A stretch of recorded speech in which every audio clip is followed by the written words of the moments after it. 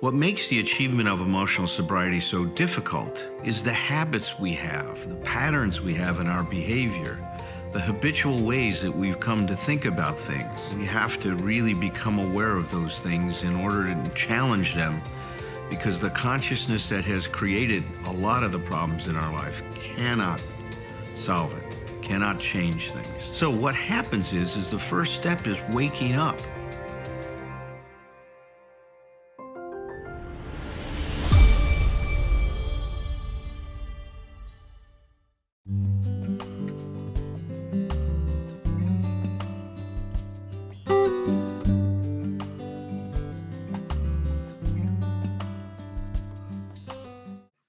It's really exciting, the feedback I get from people that are embracing some of these principles and talking about how this is really helping them take the recovery to the next level. And that's the way I like to think about it. We are being rocketed into the fourth dimension, right? That kind of a thing. Well, we've been exploring emotional sobriety from a lot of different angles. We spent over a year going through the 12 steps and following up on what Bill Wilson said, and when he was talking about step 12 in the 12 and 12, where he said that if we practice the principles of the 12 steps in our daily lives, that we and those about us begin to achieve emotional sobriety. And I took us through the 12 steps with my colleagues, and we explored how the steps helped us achieve emotional sobriety. All of those videos are posted on a YouTube channel, and I'm certain that link to that channel is already in the chat room. So please, if you haven't gone through those, do, and feel free to share. We open source all of this stuff, and so please tap into that. Well, once we concluded the 12 steps, we're now going to be taking different topics that are relevant to emotional sobriety and different ways of looking at emotional sobriety. And the first one we've started with is differentiation. And so I think for about 8 weeks now, maybe even 9 weeks, we've been looking at differentiation. What is differentiation? How does it relate to this consciousness of freedom that emotional sobriety creates? And one way that we started to talk about it in the last week and today is because I wanted to take this theoretical idea of differentiation, because it's a theory, and I want to make it more practical. What does it mean in terms of our interaction in our relationships, especially in our intimate relationships, but not, exclusively just intimate relationships? This also applies to friendships, to relationships with your siblings, to relationships with other fellow members of the program.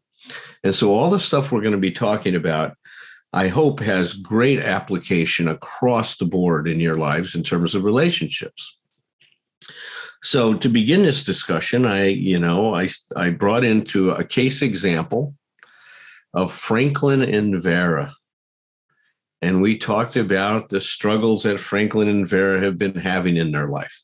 Now, remember, one of the things that happens is as a person becomes more important to us, we are going to have more struggle in our relationship. I'll say that again. As somebody becomes more important to you, you're going to have more difficulty in your relationship. That doesn't mean something's wrong. In fact, it's just the way it's supposed to be, because when a person's importance increases in your life, if you don't have the ability developed to hold on to yourself, then you're going to experience all kinds of trouble.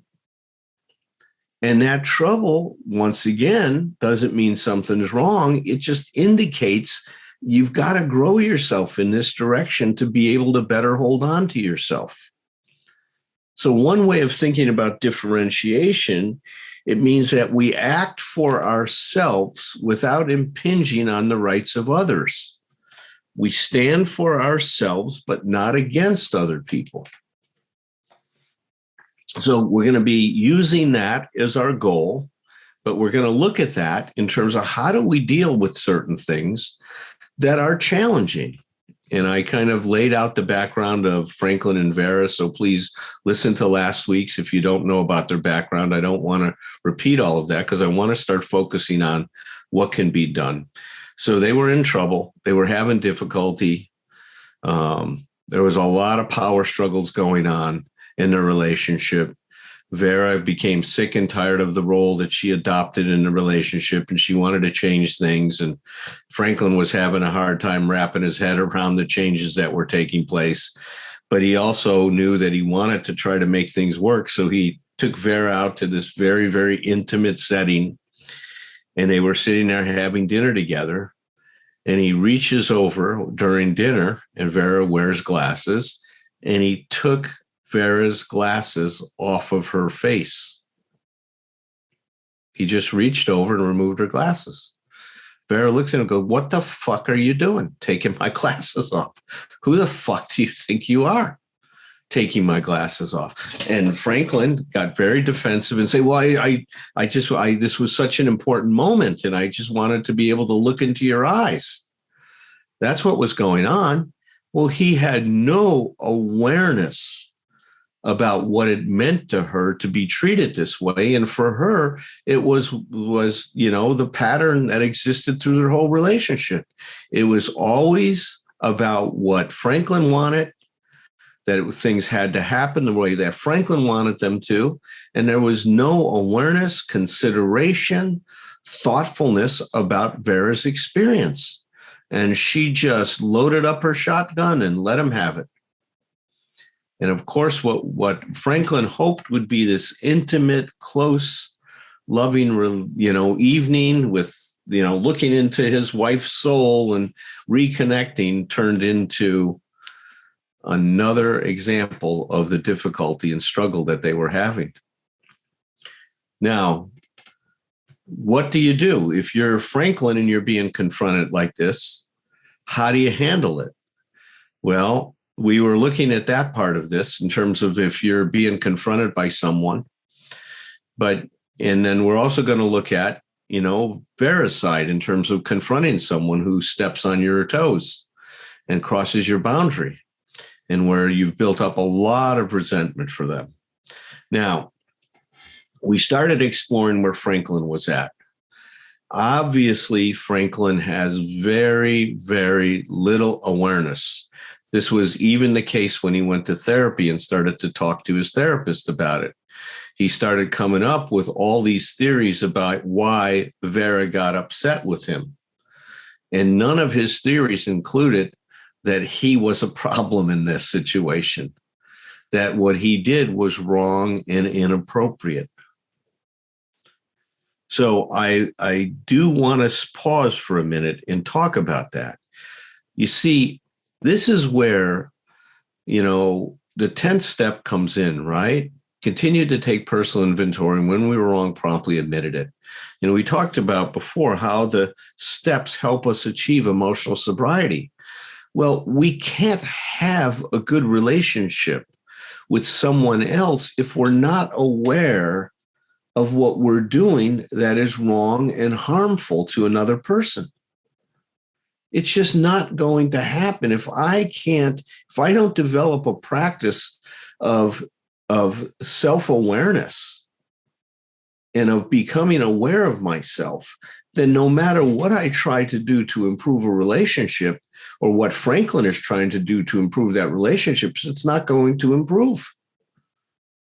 Franklin needs to see what he did and how little consideration, how zero consideration, I'm giving him too much credit, that there was zero consideration for Vera. And that's where her resentment is coming from. If Franklin had a little bit of differentiation, instead of defending himself, he would step back and recognize the pattern in his behavior. And he'd say, "Oh, shit, honey, I did it again, didn't I? There it is. This is the thing you've been complaining about in our therapy sessions. This is the thing that I have such a blind spot. I just don't see it when I'm doing it, not until you react. That must be terrible for you that you got to point out to me what a knucklehead I am every time. See, if Franklin was able to have that kind of an awareness, even the beginning of owning that he doesn't have the awareness can begin the process of change. And so I must make this point over and over again.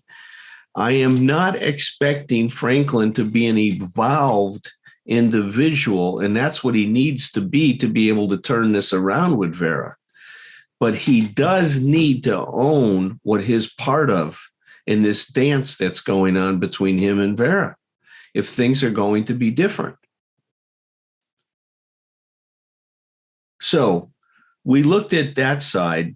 When we get to the discussion part of it today, I unfortunately, Herb wasn't brought into the discussion group, but I got this wonderful email from Herb afterwards about our discussion. It says, my God, you guys in many ways were giving Franklin too much benefit of the doubt, saying that, he was this way and that way. I haven't gone back and seen what the discussion was, but everybody Herb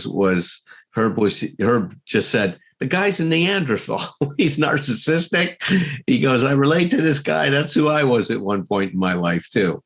And a guy has to see that. And Herb was right on about that. He does need to be confronted with that. And see, one of the things that happens is as we become differentiated, we don't need to be pressured by other people to change. We pressure ourselves to be the person we want to be, to have the best in us run the show. And so when we are confronted in a situation like this, we use that information to help as feedback to our growth, as feedback to where we still need to take responsibility to grow ourselves up. And if at some point in time, Franklin takes responsibility for that, then he won't be pressured by Vera to change anymore, because he will be monitoring his own behavior. At some point in time, it'll even be possible for him to reach out and go, oh, shit, I just caught myself, Vera. I was going to pull your glasses off. That's the crap I've done to you all along. See, if we take responsibility for ourselves, then we pressure ourselves to change. And when we pressure ourselves to change, those people in our environment no longer pressure us to be different, because they don't have to. We've stepped up. We own our behavior. We can see what we're doing that's not working. We become aware of, if we use the vernacular program, our shortcomings. We become aware of how unaware we are. We become aware of our selfishness and our self-centeredness and how we make it all about us and what we need, and have very little awareness of the other person. That's what starts to happen in a practical sense when we become differentiated. If you're a Franklin, if that's how you're operating. Now let's take a look at Vera's side of this. And so, as I discussed last week, part of her resentment towards Franklin is because of how he's treated her.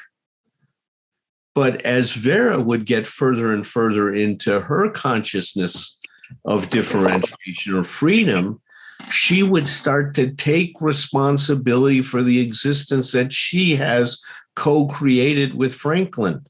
It wasn't just what Franklin did. She bought into the traditional role. She taught Franklin that he did not have to consider her feelings. And then after years, she got sick and tired of it. Wonderful. That's great. But if she's just mad at him for it and dumps all the responsibility on him, she misses her opportunity to see what her role was, to see how she co-contributed to the dance that she was doing with him. And so her undifferentiated response was, you fucking asshole, how dare you grab my fucking glasses? Had she been a little bit differentiated, she'd say, damn it, look at what I taught. Look at what I reinforced in you, that you don't have to consider me. Get your hands off my glasses. That's not going to work anymore. I'm not putting up with that behavior. I want things to be different between us now. And you have no right to touch my glasses without talking to me first and asking me. And that's what I expect from now on from you. And if you don't do it, I'm going to let you know that that's not okay anymore for me. I'm not going to send a message that it's all right to erase me in this relationship. It's not how I'm going to live my life anymore, Franklin. So you're going to need to decide, do you want a relationship with me or not? Because if you do, it needs to look different from my end. I'm not putting up with this anymore. It's not going to be just the relationship on your terms. We're going to have to find something that works for both of us here. You see, even with a little differentiation, she would start to go in that area. She'd stand for herself, but she wouldn't dump it all on Franklin and blame him for what's going on. She would see that she has also created this dance. And this is true about any relationship, any adult romantic relationship. What goes on is bilaterally created. It's the dance that we're both doing with each other. But change does not have to be bilateral. As Byron Katie said in her book, she goes, it just takes one clear person to start to have a better relationship. But being clear means being differentiated. You don't get there by blaming. Remember what we talked about. Blame is part of the undifferentiated consciousness. As I become more and more differentiated, blame is irrelevant. Some of the other things, if more differentiated Vera would become, she might even say certain things like, God, Franklin, when I point this out to you, because of the work that we've been doing, that I hope you're doing, that you're going to feel bad about the pattern that you're having a hard time letting go of. But it's a real important pattern, because I'm stopping this. I'm not going to let stuff like this happen anymore. You don't get to just have things your way in our relationship. I want there to be room for me too. And that means you don't touch my glasses without asking me. So she stands for himself, not against him, but she stands for herself, what she wants. So you're going to notice in all of the things, when we start to become more practical and applying this stuff, that what it means is that we start with I want, I don't want. I like, I don't like. To me, when we're differentiated, that's how we approach any situation in our life. Is from a clear sense of who we are, what's important to us, and also that we see the other person and who they are and what's important to them. So in a healthy relationship, there's going to be room for two. So let me invite my colleagues in, and we will continue the discussion of Franklin and Vera. Many of you did respond, and Thom sent me a copy of the chat room with some comments that people made about situations, and I received one or two emails with other ones. So I will be bringing those in for us for our further discussion next week. Now, oh, good, Thom. Great. You found her. It's almost like, where's Waldo? We've been looking for him for a long time. Yeah. But just the fact that he's here doesn't mean we found him. Yeah, I don't know that that's the same thing with her. That might not be the same. It's more important he finds himself than we find him. I just need to stay first. I am so entertained by watching Allen flesh out these characters. Every time he comes back to Vera, Vera is cussing more. She is more angry the next time. It starts off with "Don't do that to my glasses," and then it's later, "Hey, motherfucker." Listen. It's like I'm going like I'm going. I think it's getting personal, Alan. I love it. No, you get so into the characters. It's beautiful. But I'll just say that while I'm here, while I'm talking, I'll just say one thing. I'm working with a client today, as a matter of fact, with a kind of a Vera and Franklin thing, and where she needs to have some boundaries like this. And one of the things, I'll just say it this briefly, and we can talk about it later if we need to, is like one of the things I'm talking to her about is that it doesn't all have to be done in one conversation. This is like, my first sponsor in AA taught me, marriage is one long ass conversation. He says, you can get rid of the urgency to have to get somebody to understand you right this very moment. And the idea is, and what I was talking to her about is just, you can put some information out there, even get a little bit of agreement, knowing that he's going to fail. He's even, you're talking about the Byron Katie stuff. He's going to fail to do it at first, because he's going to say he can do something that he can't. That's the history, but that's okay, because that can work for you as you move on. You can later bring that back up and say, listen, we talked about this, and you seem to still be doing this. And, I just said, sort of like nudging somebody toward the change rather than trying to shove them into it. So anyway, that's what I got. But mainly, thanks, I just love to watch Alan with these characters. Herb, you didn't get to offer some comments last week. Would you care to offer anything? Oh, sure. Thanks so much. Yeah, I had a really strong reaction to Franklin, a very compassionate reaction to, is it Vera?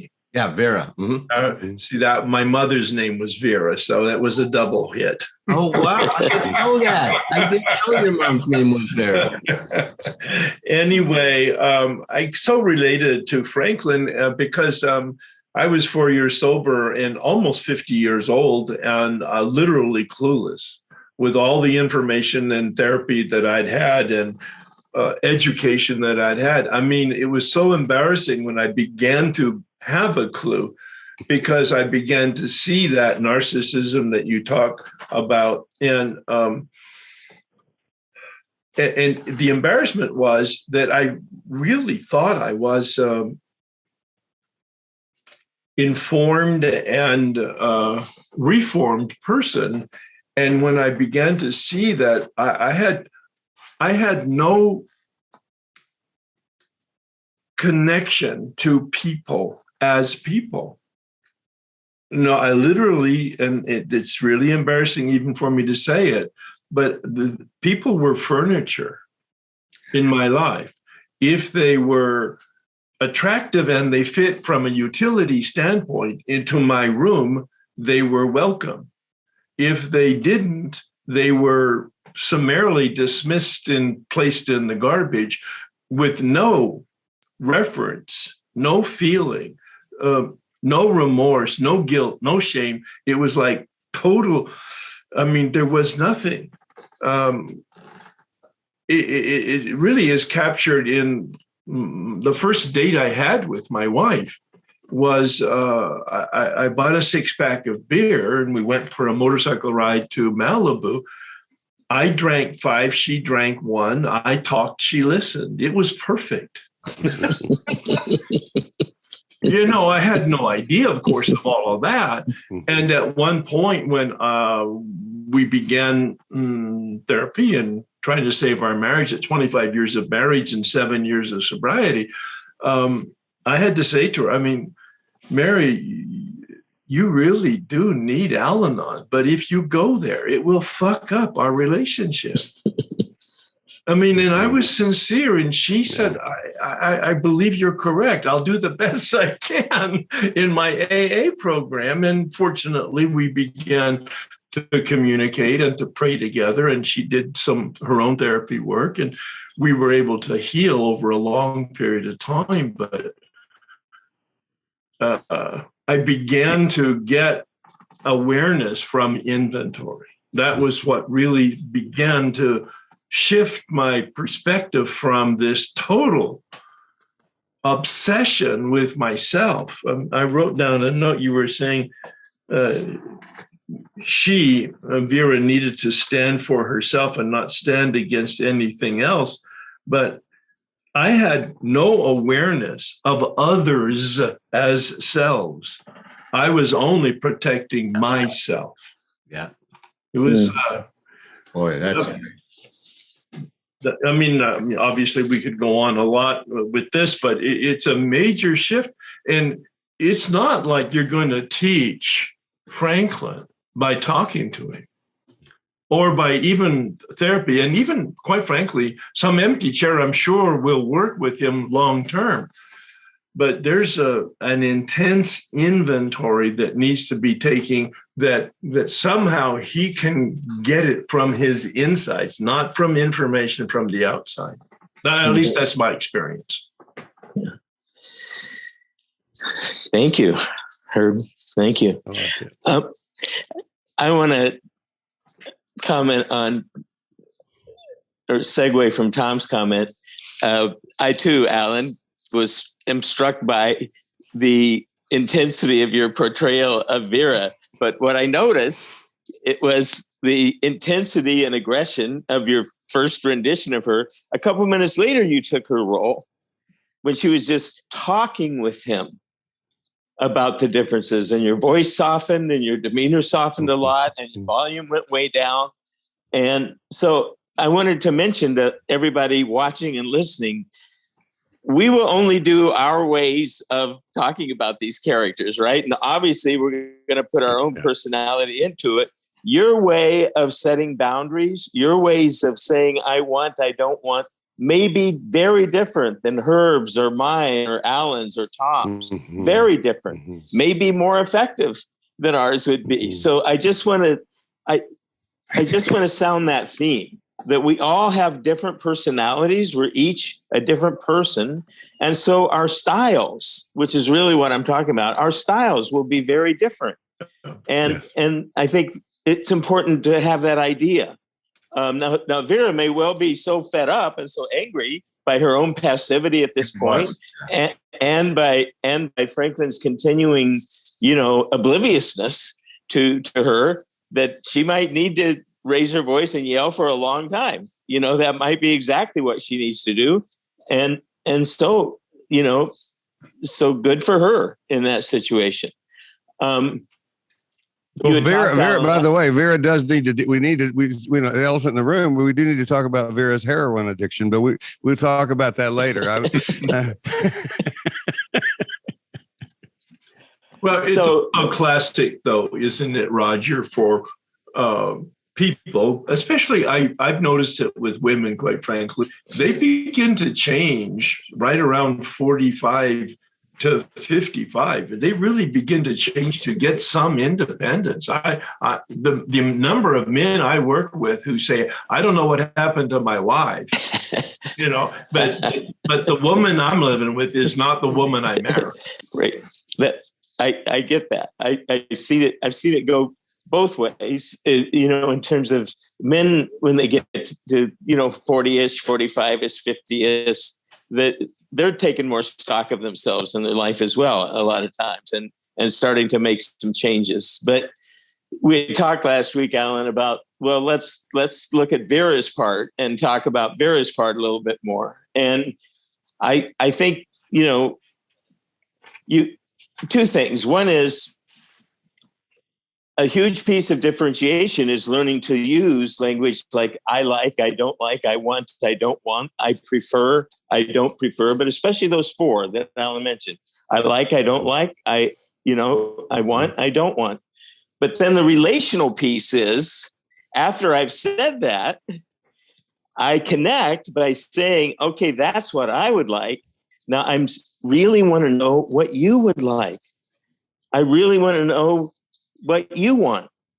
And some of that may relate to what I just talked about, but please tell me the truth, which we haven't done a real good job of, at least I haven't, if I'm, over the course of our marriage or of our relationship.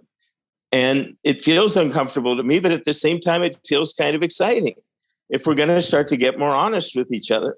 But that question, what do you want? And please tell me the truth, because what Allen has talked about, learning in a relationship, if something's being given to us, but it's done hesitantly or clearly from a place of conflict, to not accept it, to inquire, to show curiosity. Are you sure you're okay with doing this for me? Are you sure this is what you want to do?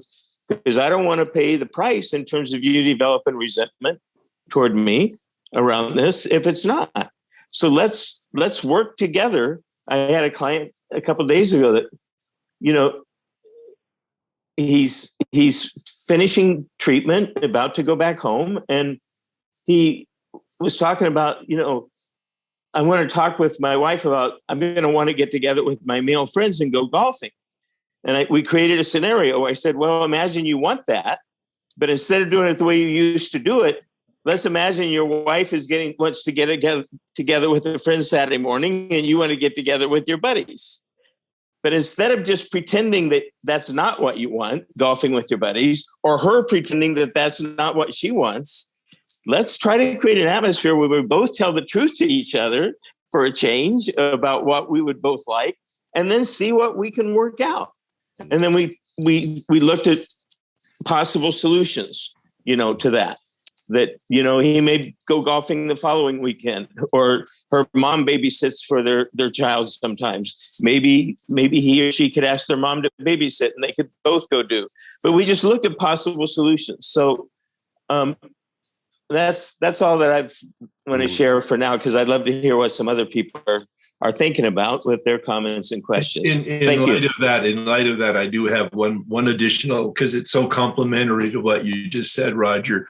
My wife and I went to a reading by a poet, David White, and part of it was, he said, a good relationship is based on a competition of generosity. Love that. And so the next morning, of course, we're at breakfast, and she says, "Oh, you're not too competitive today, are you?" It's interesting, Herb. You another way that you're a loser. It's like you had shared that comment many years ago in one of your classes, and a couple that Allen and I worked with for a while. He brought that comment up in their relationship and attributed it to you and talked about how valuable your class had been. The only little caveat I would get in there is, if my whole total MO is to be focused on the other person and always trying to be generous and giving, right, I can use seeming generosity as a way to avoid the much more anxiety-provoking work for me of getting more honest about what I would like and still being very curious about it and open to what you would like. So, I love that expression. That would never be my problem. Well, but I like that, because I tell you, a relationship where there is a competition for generosity tends to be a very positive atmosphere. Right. Create a very positive atmosphere in a relationship, man. Spot on. Yeah. Okay. I hear a lot of people criticize the 12 steps, that they're old-fashioned. I can understand that criticism. They were written back in 1935. Some people that are agnostic have difficulty with the word God used in the steps. For me, I look at the process that's involved. The forces that the 12 steps generate are so powerful that I think they're ageless. There's this interesting phenomena that happens when you work the steps. They create a charge and then a discharge. The first step, we're powerless. Our life has become unmanageable. It creates this charge. We're in big trouble and we don't know what to do. And then step 2 comes along and it says we have hope. That charge, that existential crisis that we have is resolved. What's happening here is parallel to life. We charge ourselves when we breathe in. When we exhale, we discharge. That's the rhythm of life. And the way I love to think about the 12 steps, it's helping us get connected to the rhythm of life so we can learn how to show up in a good way.